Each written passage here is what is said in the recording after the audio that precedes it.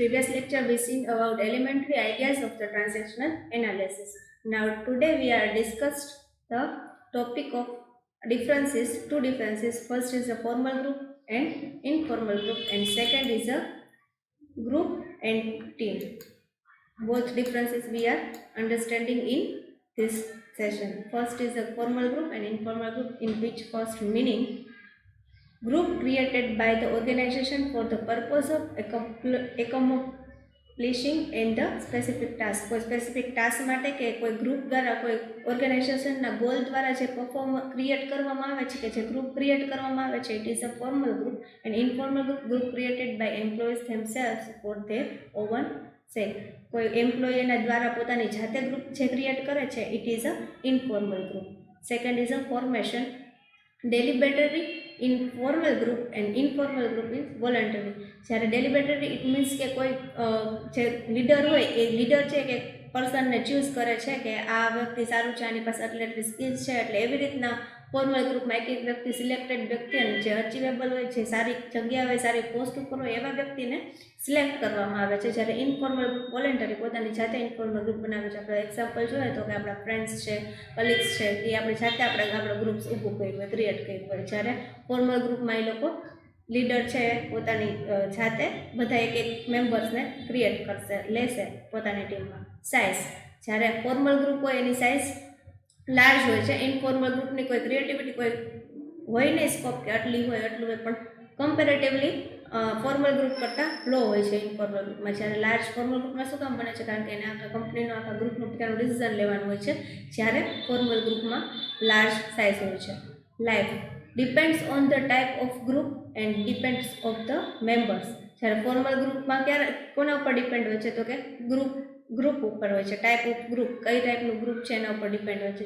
જેમ કે આપણે એમ્પ્લોઈઝને બોસીસ હોય તો એમ્પ્લોઈઝનું ગ્રુપ એમ્પ્લોઈઝનું હોય. જ્યારે એમ્પ્લોઈઝ એક સિલેક્ટ કરે ત્યારે એમ્પ્લોઈઝનું ગ્રુપ હોય, જેમ કે બેસ્ટ એમ્પ્લોઈઝ બધા ભેગા થાય એવી રીતના.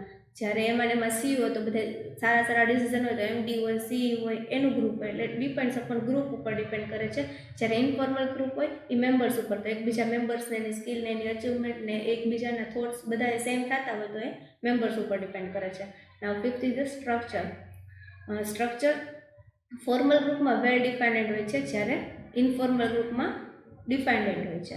એટલે ફોર્મલ ગ્રુપમાં છે ને સ્ટ્રક્ચર કેવું હોય કે એ લોકોને જાતે ગોતવું પડતું હોય છે, સ્ટ્રક્ચર આખું બનાવવું પડતું હોય છે. જ્યારે ઇનફોર્મલ ગ્રુપમાં કોઈ સ્ટ્રક્ચર બનાવવામાં આવતું નથી, જાતે એકબીજાની સાથે કનેક્ટ હોય અને જે ગ્રુપ બની જાય છે ઇનફોર્મલ ગ્રુપ. સ્ટ્રક્ચર એવી રીતના ઊભું થાય છે. Importance is a given to position. Formal ગ્રુપમાં પોઝિશન ઉપરથી લે છે અને ઇનફોર્મલ ગ્રુપમાં પર્સન ઉપરથી લે છે. જ્યારે ફોર્મલ ગ્રુપ બને, ફોર્મલ ગ્રુપમાં આપણે અમુક ટાઈમ લિમિટ કરવામાં આવે છે કે આટલું સ્ટડી કરેલા હોય એને જ આનાથી ઉપર લઈ જવામાં આવશે. એ લિમિટ જે સેટ કરે ને એટલે એ પોઝિશન ઉપરથી લે છે. જેમ કે આપણે કોઈ યુપીએસસી કે જીપીએસસીની એક્ઝામ આપવા જાય ત્યારે એને બેઝ માંગે છે કે બેચલર કમ્પ્લીટ હોવું જોઈએ કે 12th કમ્પ્લીટ. કોઈ બેઝ જે સિલેક્ટ કરે એને પોઝિશન ઉપરથી લે છે જ્યારે ફોર્મલ ગ્રુપમાં. જ્યારે ઇનફોર્મલ ગ્રુપ હોય એમાં કોઈ પોઝિશન કે એવું કંઈ હોય એને પર્સનની સ્કિલ કેવી છે, પર્સનની એબિલિટી કેવી છે, પર્સનમાં શું વિચારો સારા છે એ ઉપરથી ઇનફોર્મલ ગ્રુપમાં જ લેશે. રિલેશનશિપ. ફોર્મલ ગ્રુપમાં રિલેશનશિપ પ્રોફેશનલ રહેશે, જ્યારે ઇનફોર્મલ ગ્રુપમાં પર્સનલ રિલેશનશિપ રહેશે. પ્રોફેશનલ ઇટ મીન્સ કે આપણે ઓફિશિયલી જે વર્ક કરતા હોય એ પ્રોફેશનલ રિલેશન રહેશે, જ્યારે ઇનફોર્મલ ગ્રુપમાં પર્સનલ કોન્ટેક્ટ રાખી શકે છે, like friends, colleagues et cetera. Communication. Formal ગ્રુપમાં કોમ્યુનિકેશન કેવું રહેશે? તો કે moves in the defined direction મુજબ જ એનું કોમ્યુનિકેશન થશે, કે જે એ લોકોએ ડિરેક્ટ કરેલું હોય, ગ્રુપમાં એ લોકોએ ડિસાઇડ કરેલું હોય કે આ પછી આ નેક્સ્ટ સ્ટેપ આવશે, આ પછી આ નેક્સ્ટ સ્ટેપ આવશે. કે ઇવન એમ્પ્લોય હોય તો એમ્પ્લોય જ્યાં વર્ક કરતો હોય ત્યાં અમુક લંચ બ્રેકનો ટાઈમ હોય કે ઇવન 1 અવર હોય, 2 અવર હોય, આટલાથી આટલા વાગ્યા સુધી 12 to 1 હોય, 1 to 2 હોય, એવી રીતના કંઈ ડિફાઇન કરેલો જે ટાઈમ હોય ને એ ટાઈમ મુજબ જ ચાલવામાં આવશે કોમ્યુનિકેશનમાં. કે જ્યારે ઇનફોર્મલ ગ્રુપ હોય તો સ્ટ્રેચિસ ઇન ઓલ ડિરેક્શન, જ્યારે બધી બાજુથી ડિરેક્ટ કરવામાં આવશે. એટલે એમાં કોઈ પણ ટાઈમે નાસ્તો કરી લે કે બ્રેક લઈએ તો ચાલશે. Now second is a group and team. Second difference. What is say about group and team? In which first has a leader chosen by a member. ગ્રુપમાં કોઈ લીડર છે કે જે મેમ્બરને એકને ચૂઝ કરશે. જ્યારે team share the role of leadership. ટીમમાં શું કરશે તો કે ટીમ છે એ લીડરશિપ કરશે કોઈ એક પર્સન. નાવ ગ્રુપ ઇન્ડિવિજ્યુઅલ અકાઉન્ટેબિલિટી. જ્યારે ટીમમાં accountability is a mutual and individual. ગ્રુપમાં ખાલી ઇન્ડિવિજ્યુઅલ જ થતી હોય અકાઉન્ટેબિલિટી, જ્યારે ટીમમાં છે ને એ મ્યુચ્યુઅલ થાય, એકબીજા સાથે હળીમળીને થતી હોય, અને ઇન્ડિવિજ્યુઅલ એટલે એકલા પણ થતી હોય છે. પછી ગ્રુપમાં third one is the similarity between the goal and organisation. Goal અને ઓર્ગેનાઇઝેશન એ બેની સિમિલરિટી શું છે ને એ બતાવે છે. અને જ્યારે ટીમમાં વિઝન અને મિશન ઉપર ઓનલી ફોર સ્પેશિયલિટી, કોઈ ગોલ ડિસાઇડ કરેલો હોય કે કોઈ વિઝન હોય, કોઈ મિશન હોય કે જેના માટે આપણે ટીમ ક્રિએટ કરીને, ટીમ એટલા શોર્ટ ટર્મ પીરિયડ માટેનું છે. કારણ કે કોઈ ગોલ કરેલો હોય કે જેમ કે આપણે કઈ વસ્તુ બનાવવી હોય તો એ બનાવી ત્યાં સુધીની ટીમ હોય, બની જાય પછી ટીમ કમ્પ્લીટ થઈ જાય. જ્યારે ગ્રુપ છે ગોલ કમ્પ્લીટ થઈ જાય, ત્યાંથી ઓર્ગેનાઇઝેશન સુધી પહોંચવાની જે આખી ચેઇન હોય ને, એ ચેઇનને કનેક્ટ રાખે ને, ઇટ ઇઝ અ ગ્રુપ. ગ્રુપમાં ઇન્ડિવિડ્યુઅલ વર્ક કરવામાં આવે છે, જ્યારે ટીમમાં કલેક્ટિવ વર્ક કરવામાં આવે છે. ટીમમાં બધા સાથે રહીને કલેક્ટિવ વર્ક એટલે બધીથી આપણે આઈડેન્ટિફાય કરવાની વસ્તુ, અને પછી જે નોલેજ હોય એ બધા સાથે આઈડેન્ટિફાય કરી, એકબીજા સાથે મ્યુચ્યુઅલી અન્ડરસ્ટેન્ડ કરી અને પછી વર્ક આપવાનું હોય છે. જ્યારે ગ્રુપમાં ઇન્ડિવિજ્યુઅલ વર્ક હોય છે. In which group, fifth point is that the effectiveness is measured by the business effect indirectly.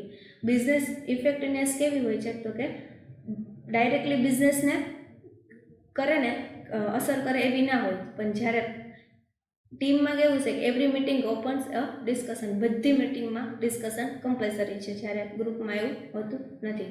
6 is a discussion, decision, delegation of a work in which individual, એટલે એકબીજા સાથે કોઈ કનેક્ટિવિટી નથી હોતી, પણ પોતાનું વર્ક કરી અને ડિસ્કશન ક્યારે થાય છે તો કે ડાયરેક્ટ સીઓ ઉપર લેવલના ઉપરના ડાયરેક્ટ આપણે ડાયરેક્ટર હોય એની પાસે જઈ અને આપણે ડિસ્કશન કરીએ છીએ. જ્યારે ઇન્ડિવિજ્યુઅલ એકબીજા મેમ્બર સાથે આપણે ડિસ્કશન કરતા નથી.